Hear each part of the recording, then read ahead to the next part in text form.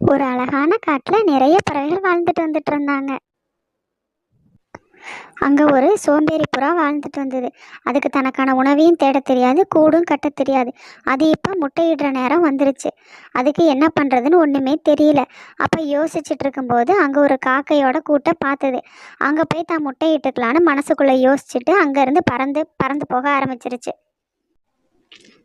அங்கே போயிட்டு காக்கையோட முட்டையை கீழே தள்ளி விட்டுட்டு அது அங்கே முட்டையிட்டுருச்சு. முட்டையிட்டுட்டு அங்கே வேக வேகமாக அங்கேருந்து கிளம்பிருச்சு. சீக்கிரம் இந்த இடத்த விட்டு போகணும். காஞ்சனாக்காக உணவு சாப்பிட்டு தன்னோட முட்டைகளை அடக்காக்கலான்னு சொல்லி கூட்டுக்கு வந்தது.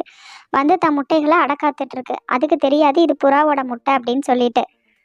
இப்படியே சில நாட்கள் நகர்ந்துருச்சு. முட்டையிலிருந்து குழந்தைங்க வெளிவர நாளும் வந்துருச்சு. காஞ்சனா ரொம்ப எதிர்பார்ப்போட இருக்கா. என்ன இது? நம்ம முட்டையில இருந்து புறா குழந்தைங்க வந்திருக்கு. ஓ, இது அந்த சோம்பேறி புறா பண்ண வேலையா தான் இருக்கும். அதுக்கு இன்னைக்கு இருக்கு. என் முட்டைங்களை கொன்னுட்டு அதோட முட்டையை வந்து வச்சிருச்சா, இப்ப அதை நான் கொல்லாம விட மாட்டேன் அப்படின்னு சொல்லிட்டு கோவத்தில் காஞ்சனா எல்லா பறவைங்களையும் கூட்டிகிட்டு புறா இருக்க இடத்துக்கு போயிருச்சு. அங்கே போய் புறாவை கொல்லணும்னு சொல்லிட்டு எல்லா பறவைங்களும் கோவத்தில் போகிறாங்க. இப்போ நம்ம குழந்தைக்கு இதே நிலமை தான் வரும்னு சொல்லிட்டு எல்லா பறவைங்களும் புறாவை போட்டு அடி அடி நடிக்கிறாங்க.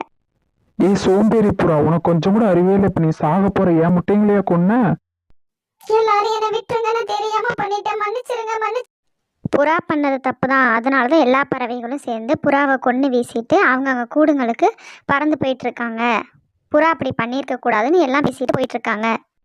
செல்லங்களா, நான் தான் செல்லங்களா உங்க அம்மா. நீங்க தான் என் குழந்தைங்க. நம்ம எப்பவுமே சந்தோஷமா இருக்கணும். நீங்க அம்மாவை விட்டு எப்பவுமே பிரியக்கூடாது. நானும் உங்களை விட்டு எப்பவுமே பிரிய மாட்டேன் அப்படின்னு சொல்லிட்டு காஞ்சனாவும் அது குழந்தைங்களும் ரொம்ப சந்தோஷமா அந்த காட்டில் வாழ்ந்துட்டு